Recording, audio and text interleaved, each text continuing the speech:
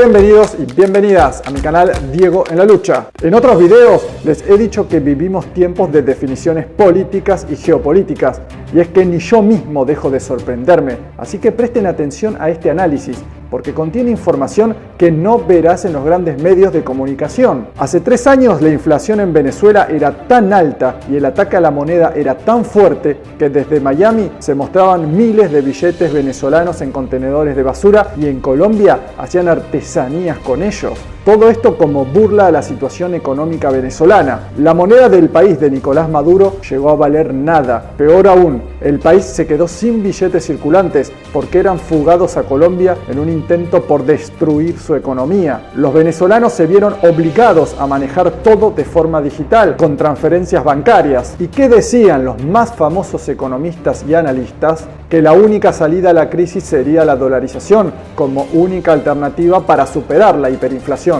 Pero algo pasó en todo este tiempo. Mientras circulaban diariamente 3.500 noticias falsas sobre Venezuela a través de los medios de comunicación más poderosos del mundo, el país bolivariano siguió adelante y hoy ocurre lo impensado, lo no pronosticado y lo que en otra época hubiera sido un chiste. Ahora en Venezuela cada vez más comercios prefieren el bolívar al dólar. Sí, así como oyen, la moneda venezolana resurge con fuerza. Muchos medios atribuyen esto a un milagro. ¿Milagro?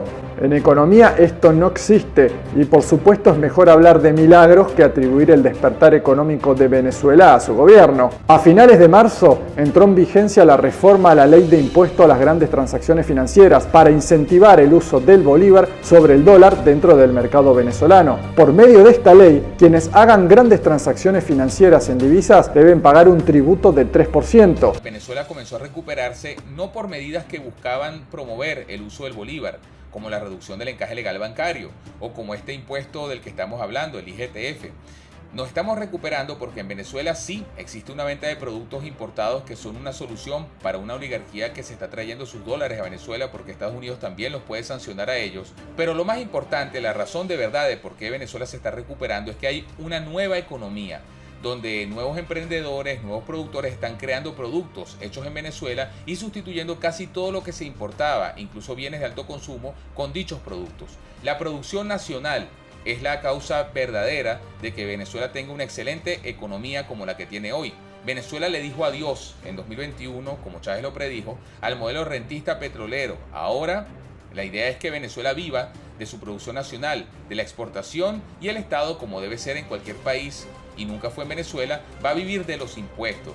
Y además de la particularidad de que tenemos recursos propios generados principalmente por la extracción petrolera, que pronto también será producción petrolera. Extraer petróleo no es lo mismo que producir petróleo, porque la idea es que se produzcan en Venezuela lo que nunca se logró, sino era por la mano de Estados Unidos, los derivados del petróleo, es decir, la gasolina, como ya se está produciendo poco a poco, el diésel, entre otros. Ahora bien, la pregunta sería, ¿qué hacemos con esta distorsión producto del bloqueo de unas personas que venden aquí en Venezuela productos en dólares, teniendo hoy un bolívar fuerte que equivale, como ya dije, a 4 bolívares por dólar y una inflación que ya no es la hiperinflación que esta oligarquía, es decir, los monopolios de Venezuela produjeron con su guerra económica? La respuesta a esta pregunta es el impuesto a las grandes transacciones financieras, es decir, un impuesto a quienes hagan grandes ventas o transacciones, pero en el caso de Venezuela, a diferencia de otros impuestos de este tipo en el mundo, la particularidad es que este impuesto privilegia al bolívar sobre la divisa que usa la oligarquía venezolana, que es el dólar estadounidense. Toda transacción en dólares es pechada por este impuesto a las grandes transacciones financieras.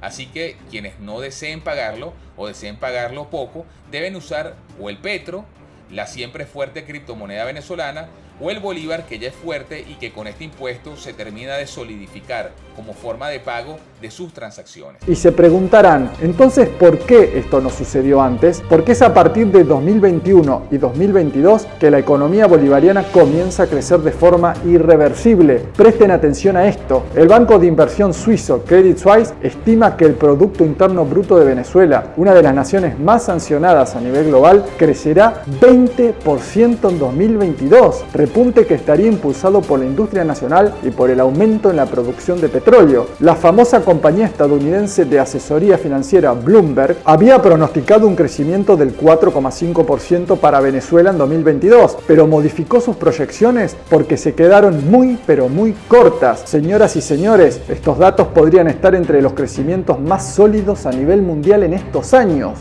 Los actores internos que le hicieron la guerra económica a Venezuela desde el año 2011, viendo que no había forma de rendir al gobierno del presidente Nicolás Maduro y viendo algo más grave para ellos y muy bueno para Venezuela, que estaba resistiendo todo esto, que es el desarrollo de la nueva economía venezolana, es decir, la nueva economía comunal nacida de la Revolución Bolivariana y su modelo socialista que está en el plan de la patria que dejó Hugo Chávez. Esta oligarquía comenzó a traer sus dólares a Venezuela, aprovechando que la Asamblea Nacional Constituyente levantó en 2018 la ley de delitos cambiarios, porque el Estado venezolano ya no le da dólares al sector privado, así que no hay delito, porque los privados ya no tienen acceso al dólar petrolero.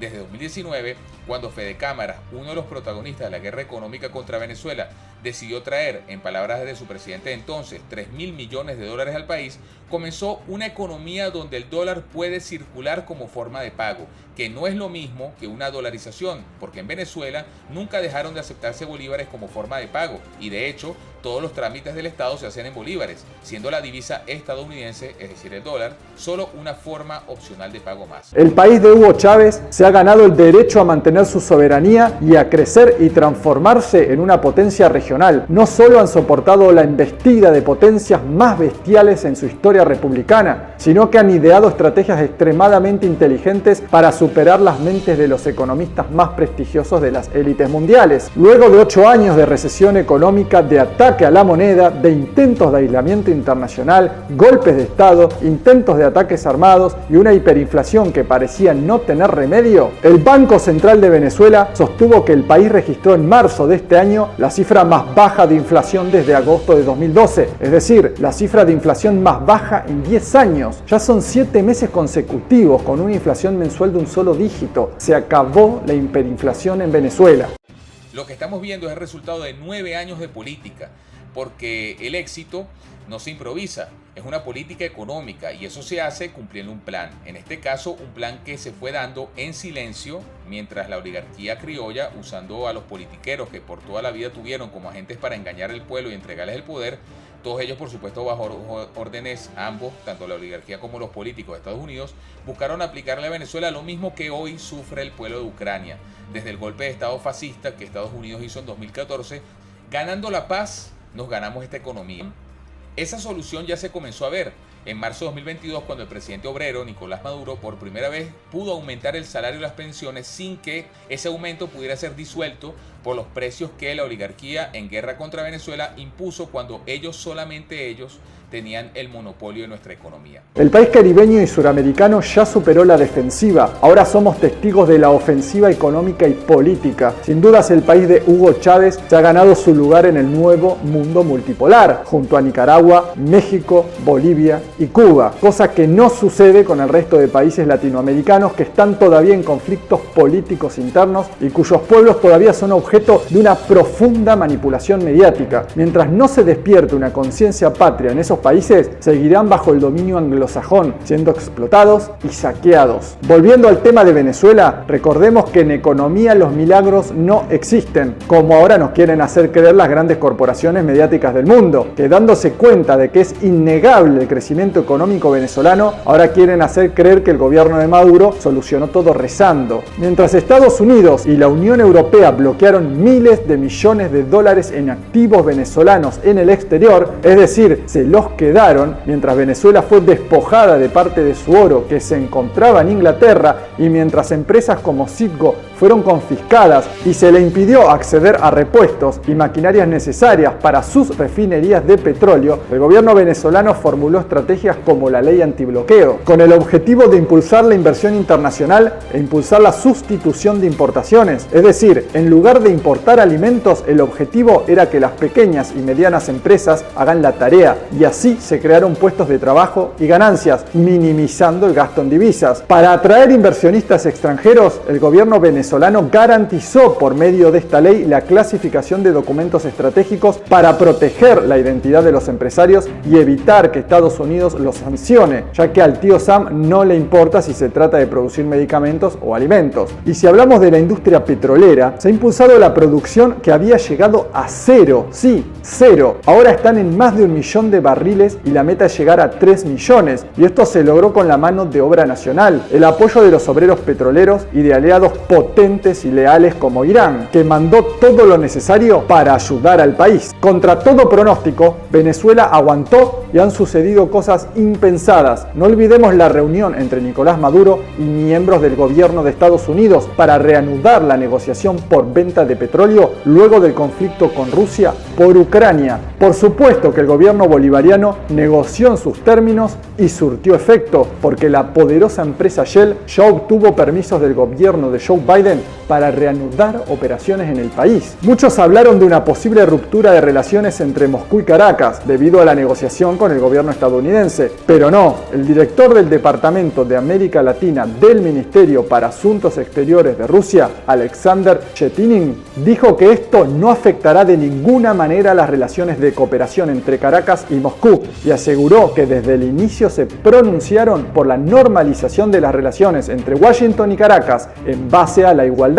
Las fórmulas económicas y políticas de los manuales occidentales no están funcionando. La histórica doctrina del garrote y del sometimiento a naciones por medio de la violencia no da resultado si se enfrentan a pueblos resistentes y unidos, y mucho menos si se trata de países con enormes recursos naturales como lo es Venezuela, porque tienen todo lo que el mundo necesita: petróleo. Y no podía cerrar este video sin mencionar otro dato sorprendente. Venezuela cerró el 2021 por primera vez en su historia con una exportación de alimentos que superó las 260.000 toneladas y tiene previsto para este año llegar a 290.000 toneladas. Aprendamos de nuestros similares. Si un pueblo resiste, se organiza y tiene metas claras, no habrá imperio que logre dominarlo. Cada vez hay más naciones en bloque que responden al arremetido occidental y por lo visto esto sí que rinde sus frutos, ya que en el caso de Venezuela podría estar en camino de transformarse en la máxima potencia latinoamericana en un futuro